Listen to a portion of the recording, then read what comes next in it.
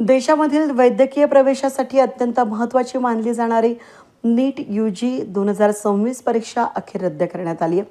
नाशिकमधील छपाई साखळीमधून हा पेपर फुटल्याचा संशय व्यक्त केला जातोय. नाशिक पोलिसांनी या प्रकरणी एका संस्थेमधील विद्यार्थ्याला अटक केली असून त्याला राजस्थान पोलिसांच्या स्वाधीन करण्यात आलं आहे.